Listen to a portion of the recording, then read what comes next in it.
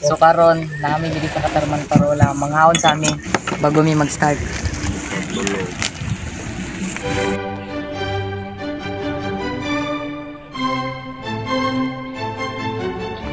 Karon mag-start kami sa among vlog nga among i-introduce ang kultura aning Parola ha.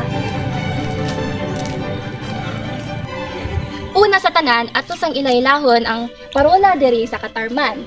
Itinayo sa lupang inilaan ni Gobernador General William Howard Taft sa 1904. May taas ito na 72 talampakan at nagbibigay ito ng liwanag na umaabot na may 17 milyang dagat.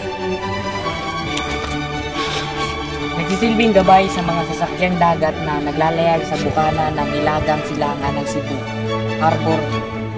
Isa sa mga nilalabing parolang may mahalagang halimbawa ng arkitekturang Amerikano sa bansa.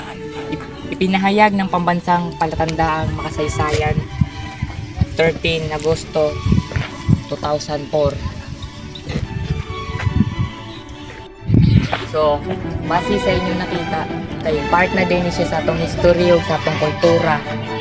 And usa pa, nindot kayo ang view dool sa dagat, presko kayong hangin nga, nindot sad kayo siya katambayan.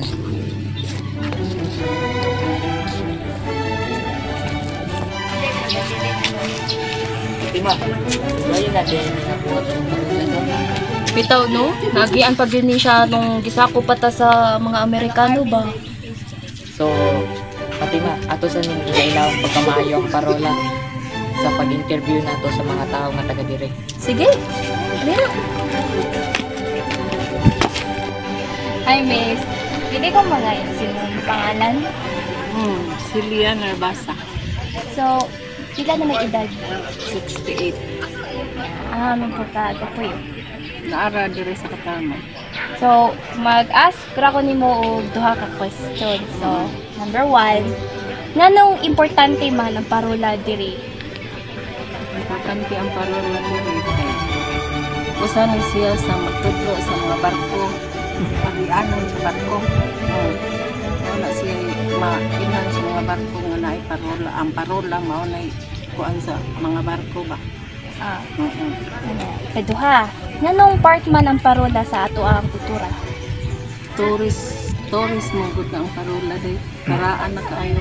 Bugay na kaayo 1904 ni siya tukod sa karaan pa ning panahon.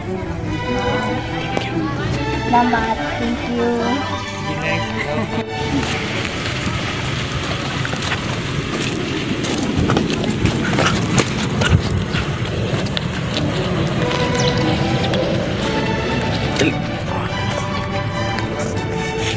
So, maura ditong amo vlog karong adlaw. Pagsalamat sa pag-uban na mo karong adlaw. Bye-bye!